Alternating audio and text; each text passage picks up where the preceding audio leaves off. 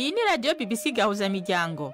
Ivugira i Londres kuri metero 19, 25, 31 na 41 ku mirongo ya FM mu karere k'ibiyaga binini no kuri internet kuri bbcgahuza.com.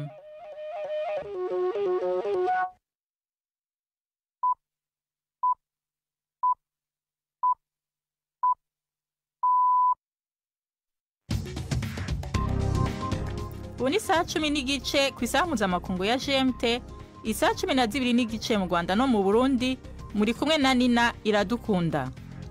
Ndabahaye mwiriwe n'ikaze bakunzi ba BBC Gahuzamiryango, izi n'ingingo z'amakuru y'uno munsi wa mbere itariki 5 z'ukwa gatanu mu 2025. Sentare nkuru y'ishirahamwe mpuzamakungu ONU ifise ikicarira he yateteje agaciro urubanza rwashingishijwe n'igihugu ca Sudani kiregera Emirazo z'ubumwe z'Abarabu zagirizwa gushigikira abagwanyi b'umugwi witwara gisirikare wa Rapid Support Forces mu ntambara y'abanyagihugu ibera muri Sudani. Mu Bubiligi abarundi barenga igihumbi bava mu bihugu bitandukanye vy'Iburaya bari bahuriye ejo i Buruseli mu muhigo wo kwatira abinjira mu rwego rw'abashingantahe mu batiwe harimwo n'abagore. Mu gisani kitamenyerewe inama nshingamateka y'u Burundi yejeje kwemeza amazina y'abakomiseri bashasha bagize umugwi w'igihugu ujejwe ivy'agatika kazina muntu CNDH mu gihe abahahora batari bwaheze ikiringo cabo. Tubafitiye n'ikiganiro c'inkino muri ibiganiro biyobowe na Mark niyo nkuru.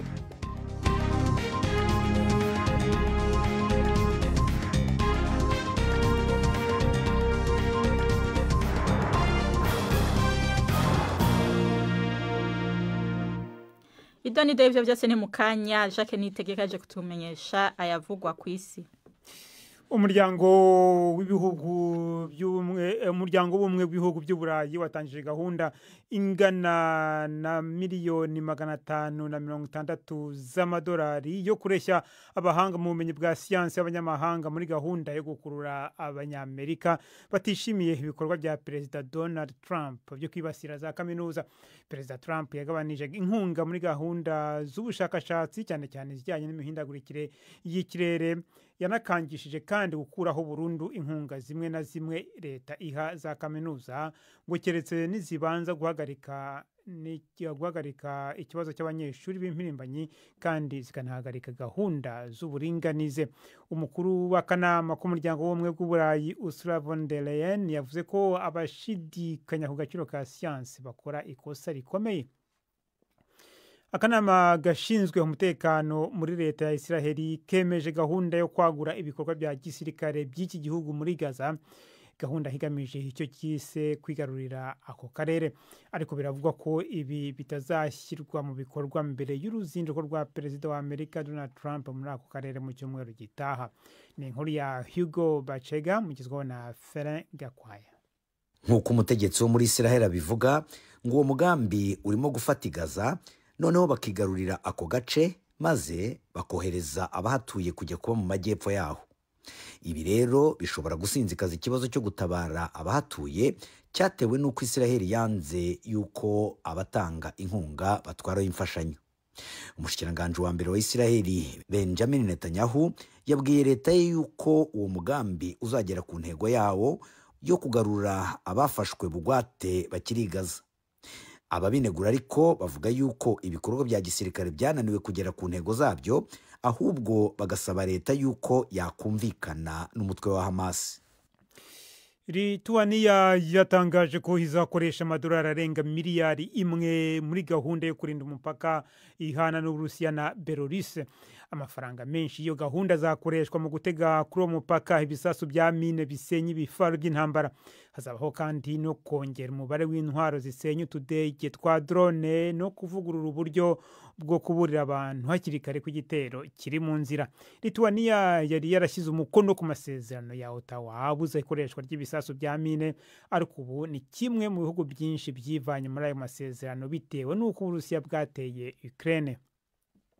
abasesenguzi bo mu Burusiya bafite imbuga za internet banyuzaho ibitekerezo byabo mu bya gisirikare baravuga ko akarere ka Kursk kagabweho igitero n'ingabo za Ukraine zambutse umupaka. Ukraine yafashe igice cya Kursk hashize amezi 8 ariko Uburusiya buvuga ko mu kwezi gushize bwayirukanye.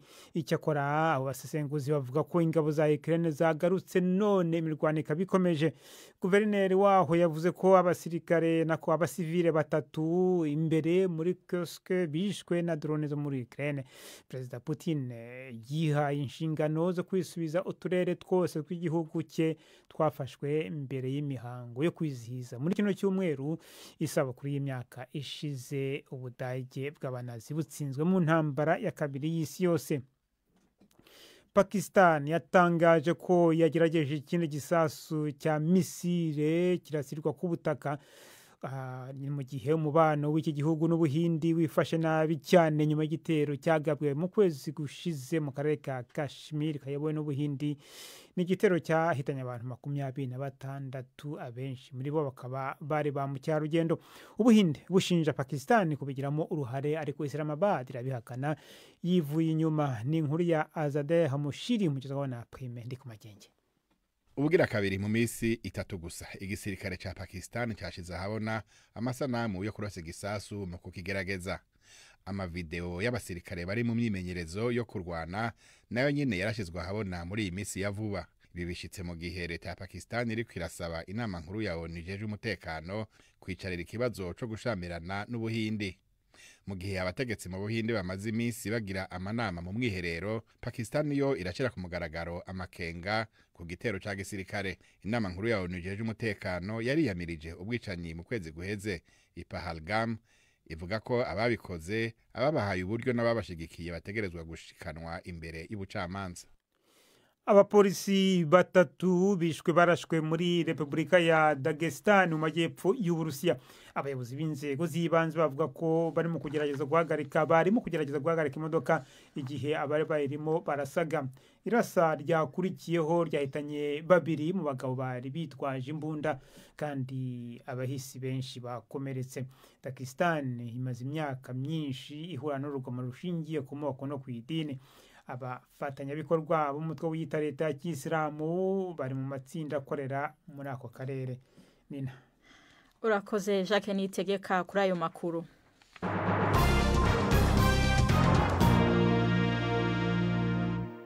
Amakuru ku buryo burambuye tuyahere ku mugabane wa Buraya. Sentare nkuru y'ishirahamwe mpuzamakungu ONU ifite icicaro Irahe yateteje agaciro urubanza rwashingishijwe n'igihugu ca Sudani kiregera Emirates Zunze Ubumwe z'Abarabu zagirizwa uruhara mw'ihonyabwoko. Ingingo yafashwe n'abacamanza bo muri sentare mpuzamakungu yerekeye ico gihugu co mu kigobe c'Abarabu bikekwa ko gishikikiye abagwanya b'umugwi witwara gisirikare wa Rapid Support Forces RSF mu mfunyapfunyo mu ntambara y'abanyagihugu. Iyo ntambara imaze imyaka 2 yadutse hagati y'ingabo za leta ya Sudani zihangana n'iza RSF yatumye abantu barenga ibihumbi 10 bapfa, abarenga imiliyoni 12 bateshwa izabo n'abandi benshi bashikirwa n'amapfa. Ni inkuru ya Horigani Arirahe mushikirizwa na Prime Ndikumagenge. Mu ngoro yitiriwe amahoro kure y'amahano ariko arabera muri Darfur, abacamanza bashitse ku ngingo y'uko urubanza Sudani yitwariyemo Emirates Zunze Ubumwe z'Abarabu rudashobora kubandanya kuko ico gihugu civanye mu ngingo yo mu masezerano yerekeye genocide. Ivyo bisigura ko kidashobora kwitwarirwa n'ibindi bihugu muri sentare mpuzamakungu y'ubutungane kubishobora kuba ivyaha vya genocide. Mu kwezi guheze Sudani yavuze yuko imfashanyo ya gisirikare y'amafaranga n'ibikoresho Emirates Zunze Ubumwe z'Abarabu ziha RSF vyatumye ishobora gutera abantu atari Abarabu na cane abamasalite muri Darfur. Emirates Zunze Ubumwe z'Abarabu zarahakanye zivuye inyuma ivyo zagirizwa, zivuga ko ari umukino wa politike n'umukenyuro ugayitse wo kwiyamamaza kwa Sudan mu kurondera gusamaza makungu ngo ntabone uko leta y'ico gihugu yo nyene yananiwe no kurangiza intambara. Urakoze Prime Ndikumagenge. Tuje mu karere k'ibiyaga binini. Leta y'u Rwanda iravuga ko iri mu biganiro n'iya Leta Zunze Ubumwe za Amerika ku mushinga wo kwakira abimukira birukanwa na Amerika. Minisitiri w'ububanyi n'amahanga Olivier Nduhungirehe watangaje inkuru ntiyavuze igihe ibi bizabera ariko ngo ibiganiro birakomeje. Muri iki kiganiro cyanyuze kuri televiziyo y'igihugu, Minisitiri Nduhungirehe yavuze ko u Rwanda rudashobora kwemera ko Ububirigi bugira uruhara mu mishikirano rugirana na Kongo kuko ngo utabwizeramo umuhuza utabogamye. Ariko ku mubano w'u Rwanda n'u Burundi, Nduhungirehe yavuze ko u Rwanda rwifuza ko wakongera kuba mwiza, cyakora anavuga ko hakigaragara ubushake buke ku ruhande rw'u Burundi. Ni inkuru ya Jean Claude Mwambutsa ari Kigali. Mu kiganiro agire kuri televiziyo y'igihugu, Minisitiri Olivier Nduhungirehe yemeje ibiganiro byari bimaze iminsi bivugwa ko u Rwanda rwakwakira abimukira birukanwa n'ubutegetsi bwa Donald Trump. Ntabwo yatangaje urwego ibiganiro bigezeho, ariko arasa n'uvuga ko bitaragira aho bigera. Ayo makuru niyo turi mu biganiro na Leta Zunze Ubumwe za Amerika. Murabizi ko na mbere twari mu biganiro n'Ubwongereza. Ntabwo ari ibintu bishya kuri twebwe. Ibikorwa twakoze bijyanye no kwakira abimukira bari baragoswe hariya muri Libya, navuga niyo spirit turimo yo guha andi mahirwe abimukira bafite ibibazo hirya no hino ku isi. Rero ubu turi mu biganiro na Leta Zunze Ubumwe za Amerika, ntabwo birarangira ku buryo twavuga yuko bizagenda ukunuko. Biracyari mu ntangiriro ko turimo turaganira kuri icyo kibazo cy'abimukira. Abajijwe ku mubano w'iki gihugu n'Ububirigi niba wakongera kubyutswa, Minisitiri Nduhungirehe yavuze ko hari ibindi bishishikaje igihugu cye nk'umutekano muke mu karere.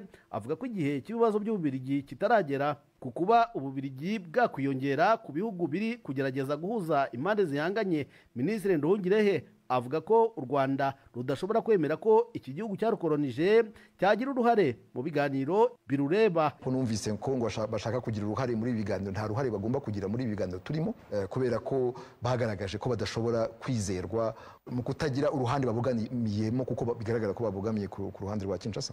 Naho ku maherezo y'umubano n'igihugu gituranye cy'u Burundi, uyu mutegetsi yavuze ko igihugu cye cyiteguye kongera kubyutsa uyu mubano, nubwo avuga ko hari ibiganiro byakomeje kubaho nk'ibyo mu nzego z'umutekano. Minisitiri Nduhungirehe yavuze ko byose bidindizwa n'imvugo z'umukuru w'igihugu cy'u Burundi. Avuga ko akomeje gutunga agatoki igihugu cy'u Rwanda. Inzego z'umutekano ziraganira ndetse na Minisitiri w'Ububanyi n'Amahanga, buryo duhuye turaganira, kandi twese tuba twumva ko tugomba gukemura ikibazo.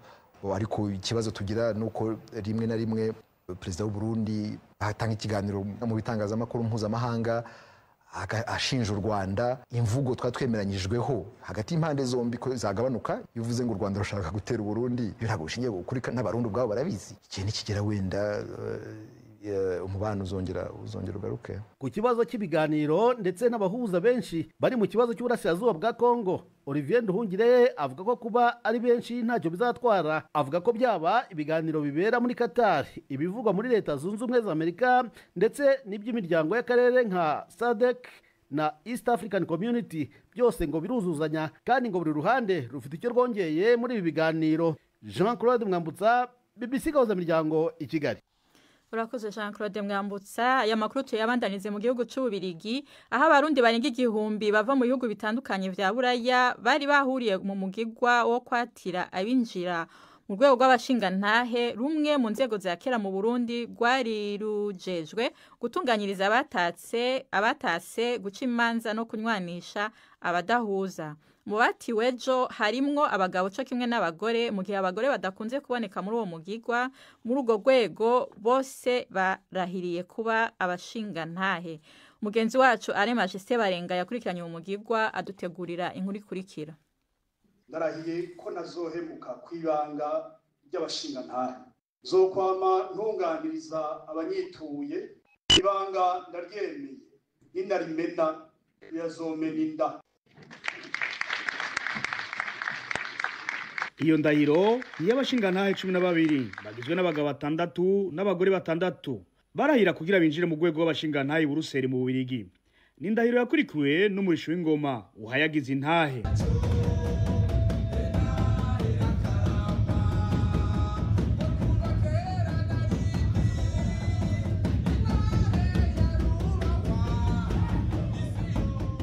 Abarundi baba igihumbi bava mu bihugu bitandukanye vya Buraya bari bahuriye i Buruseli muri uwo mugigwa wo kwatira abinjira mu rwego. rumwe mu rwego rwa kera mu Burundi rwari rujejwe kuzuriza abatase kunywanisha no gukomeza ubumwe. Abatiwe muri urwo rwego bari bamaze ikiringo kirenga umwaka bigishwa ubuntu ubutwara inzindi ndagagaciro. Yamara si bose bagiriwe ibakwe kuko harabankiye kwinjira muri urwo rwego kuko bisaba kubura akarorero mu kibano.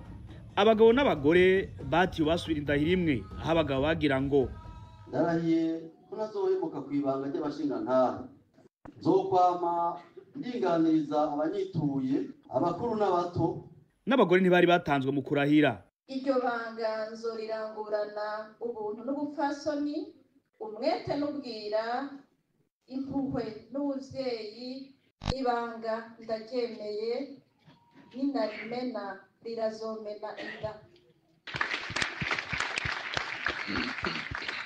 Mu batiwe harimwo abakiri bato bakuriye mu mahanga nka Mberifura Kevin w'imyaka yababa 30 gusa. Yari yishimiye cyane kwinjira mu rwo rwego. Mu byo baharanira hariho ico no kwita amavaleur tugendera ko iminsi yose ashobora gufasha urwaruka nanje ndimwo. Nayo kubavuga ko urwo rwego umukenyezi abwinjiramo ari kurenga karimbi, Januari asaba ushimike yarahejeje kwatigwa avyamirira kure. Abana bavuka bangana, umukenyezi nawe arafise uburenganzira bwo guseruka agatatura amatati, agahanura, akumvikanisha abantu baba baratase. Nta mukenyezi nta mugabo, twese abana bavuka bangana. Nashatse kumenya ico urwo rwego abashingantahe ruzomarira ku mugabane wa Buraya, maze mbaza Mani Akiza Rongino ari mu barongoye urwo rwego. Rero kwatira umushingantahe ngaha nukwerekana yuko akaranga ku Burundi tukagendera tukabonwamwo, nico gituma naho tuba usanga intwaro itwizera kuruta abandi bantu bava mu bindi bihugu vya Afrika. Abarongoye urwego rw'abashingantahe ku mugabane wa Buraya bakabatumesheje ko bagiye kwitura ikigo mpuzamakungu UNESCO kugira ubushingantahe bwandikwe mu muti ngo kama ukwiye gukingirwa ku isi, patrimoine immatériel de l'UNESCO mu rurimi rw'igifaransa nk'uko ingoma z'u Burundi zanditswe. I Buruseli mu Bubiligi, Alain Majesté Barenga. Urakoze Alain Majesté Barenga. Ubu ni saa 11:46 mu studio za BBC London. Ni saa 11:42 nyene mu Rwanda no mu Burundi. Amakuru yacu arabandanya inyuma y'akaruhuko gato. BBC gahuza miryango i Bukavu ni kuri FM 102.2. Dusubire mu karere k'ibiyaga binini. Umurinzi w'umunyapolitike wo muri Uganda atavuga rumwe n'ubutegetsi Bobi Wine yagirijwe ubusuma bukomeye inyuma y'iminsi mikeya umugaba mukuru w'ingabo avuze ko yamushimuse. Umushingwamanza wa Eddie Mutwe yavuze ko uwaburanira yaborejwe igufa. Imigwi y'abaharanira agateka kazina muntu imaze igihe kirekire irega abategetsi ko bahahaza abagwanya ubutegetsi cyane cyane mu gihe c'amatora. Ni inkuru ya Wirose muva mu ijwi rya Syria kemuhawe nayo. Abajejwe umutekano muri Uganda bagerageje kunyegeza no kwankira ibimenyesha makuru kumubona mu gihe bari bamuzanye muri sentare. Ariko amavideo yerekanye uwo yahora acungera Bobi Wine atabirato yambaye kandi atambuka bigoranye. Abamuburanira bavuga ko yakubiswe umubiri wose akaba yaracometswe ko umuyaga nkuba igihe ari mu gasho ka gisirikare. Mu ndwi iheze umuhungu wa Perezida Museveni Jenerali Muhoozi Kainerugaba yashize ubutumwa ku mbuga hwaniro avuga ko ari wafunze Eddie Mutwe. Uwo mukuru wa gisirikare yavuze ko yamowe kandi ko ategekanya kumushahura. Ntibishoboka ko kuba ari uguhurirana gusa kuba amatora yo muri Uganda ategekanijwe mu mezi make ari imbere. Urakoze Syria kemuhawe nayo unaho n'umwanya w'ikiganiro c'inkino mushikirizwa na Yves Bucyana.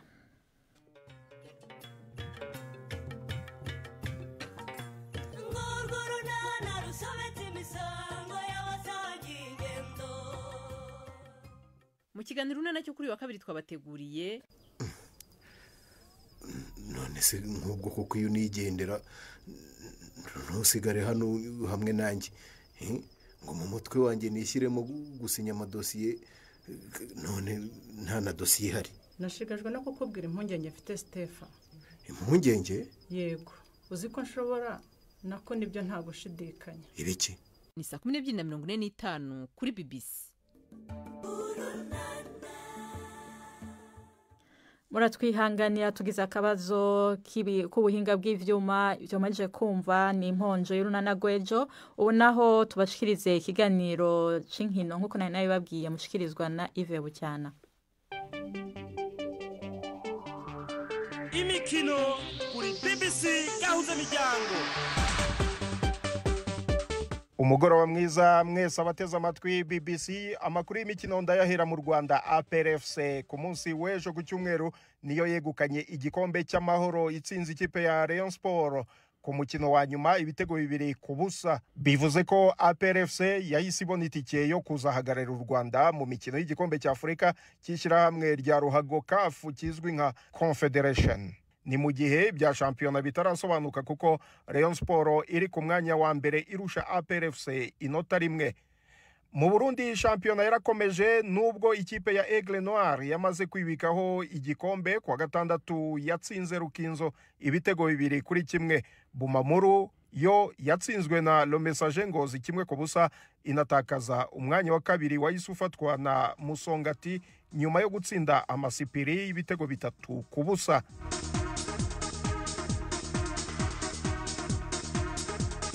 Tugiye ku mugabane w'Uburayi mu Bwongereza inkuru iri kuvugwa cyane ni y'umukinnyi myugariro wo ku ruhande rw'iburyo wa Liverpool n'ikipe y'igihugu Trent Alexander-Arnold watangaje ko azava muri Liverpool shampiyona irangiye. Uyu musore w'imyaka 26 uri muri iyi kipe kuva afite imyaka 6 afite amasezerano azarangira ku itariki 30 z'ukwezi kwa gatandatu akazahita yerekeza mu ikipe ya Real Madrid.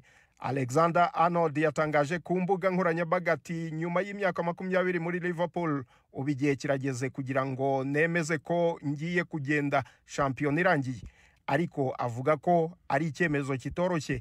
Alexander-Arnold ni umwe mu bakinnyi batatu bazwi cyane muri Liverpool amasezerano yabo azarangirana n'iyi shampiyona, ariko mu gihe Mohamed Salah na Virgil van Dijk basinyanye amasezerano mashya na Liverpool mu byumweru bishize, Alexander-Arnold we yiyemeje kuva muri iyo kipe. Yavukiye mu mujyi wa Liverpool akaba amaze gukinira Liverpool imikino 352 anatsinda ibitego 23 kuva yatangira gukina muri 2016.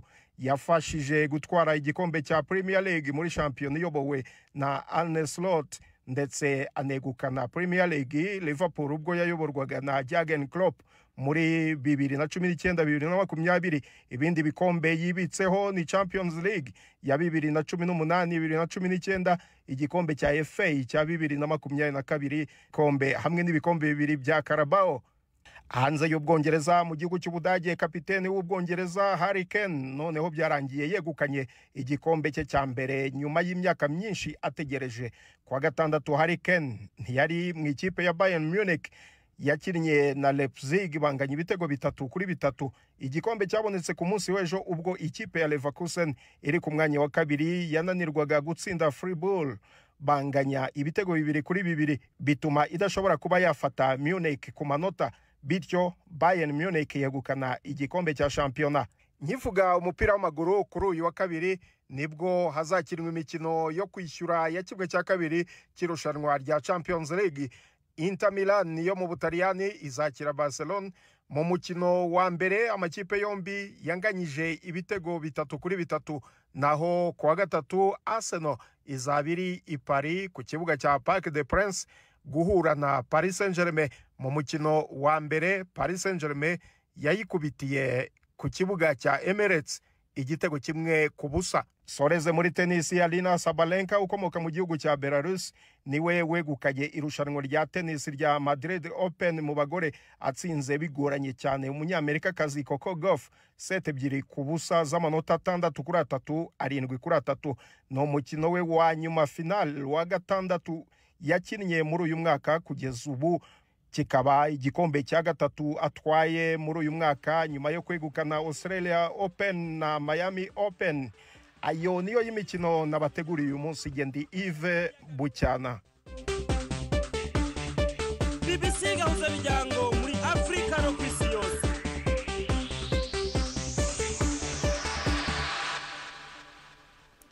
Urakoze Yves Bucyana.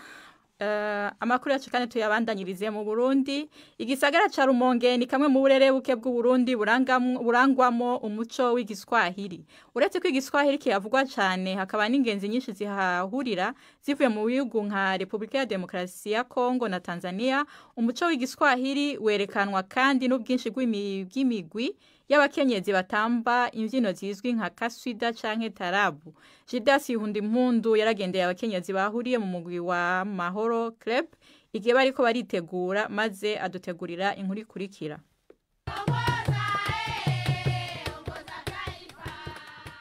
Abakenyezi bahurikiye muri Club Amahoro bariko barategura indirimbo bazoririmba mu manza zitandukanye. Turi muri quartier Iteba mu gisagara ca Rumonge. Nubwo ari imbyino ziri mu mudiho y'igiswahili, bararirimba no ku buzima bw'igihugu canke ku kibano, ariko ahanini bashimikira ku muco wabo. Barakanyukura bahagaze, hama bakamanuka buke buke gushika hasi n'amafyeri menshi kakanoga, bashigikiwe n'ijwi ry'ifirimbi.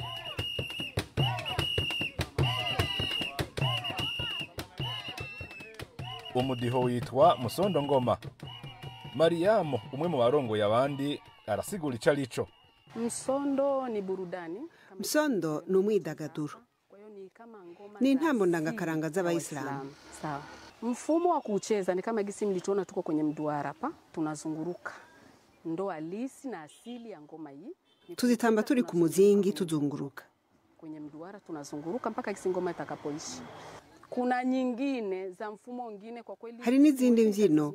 Akarorero hari zivyinwa iyo umuntu yatewe n'amadayimoni. Vile madayimoni binapandaga watu. Umuco wo gutamba musondo ugenda uhanahanwa hagati y'abavyeyi n'abana. Mariam avuga ko umuvyeyi wese w'umu Islam canke umuswahili ategerezwa gusuzuma ko abakobwa biwe bawutahuye. Raia wanaona vizuri sana. Abanyagihugu barazikunda cane. Urabona n'ubu bari batanguye kwegera. Uswahili una nguvu ndio. Huyu utaalamu ni mafunzo. Ni mafunzo. Buno buhinga tubwigishwa n'abavyeyi kuva tukivuka. Mama yako unakuwa kishafikia aina ya kupika chakula cha. Bere bijana n'ubuhinga bwo gukinjika. Twebwe dukunda umuceri woroshe, icapati, wali, chapati. Ariko abatara Abayisilamu bakunda igitoke, ibiraya n'ibindi bintu nk'ibyo. Kama hivyo. Amina Barenga yabo afise ubuhinga budasanzwe bwo kuvuza ingoma, kimwe mu bikoresho bikenewe cyane muri Musondo. Ngoma nilijifunzia hapa. Kuvuza ingoma navyigiye ahanyene, natanguye buke buke ndateba ndabimenya. Akarorero n'ubuhinga bw'amaboko yanje. Systeme tu ya mikono yangu. Mfano ni hivi.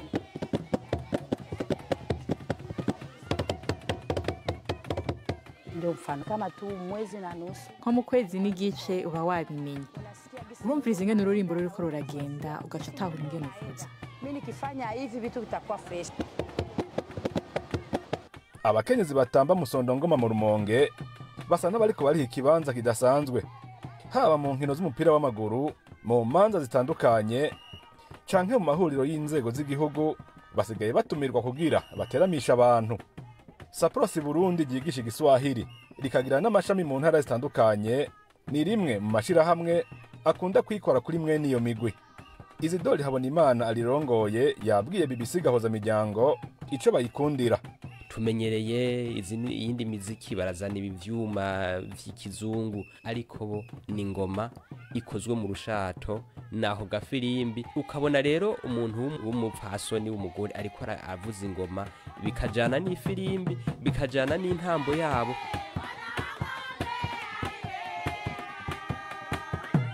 Mu myaka iheze mu burere bumwe bumwe bw'igihugu, abarundi bafise umuco w'igiswahili barakumirwa bakankirwa no kuvyina imidiho yabo mu manza rusangi, ariko ubu ibintu byarahindutse.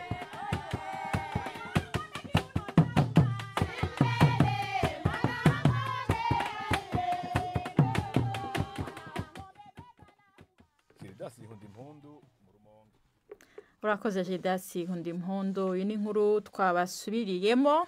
Muradutunga kandi kuko tutashoboye kubashikiriza inkuru yuko inama nshingamateka y'u Burundi yemeje amazina mashasha y'abakomisiyo zoja mu mugwi w'agatika kazina muntu mu gihe abahahora ikiringo cabo kitari bwahere. mwakoze kudutega yompi na Gahwana.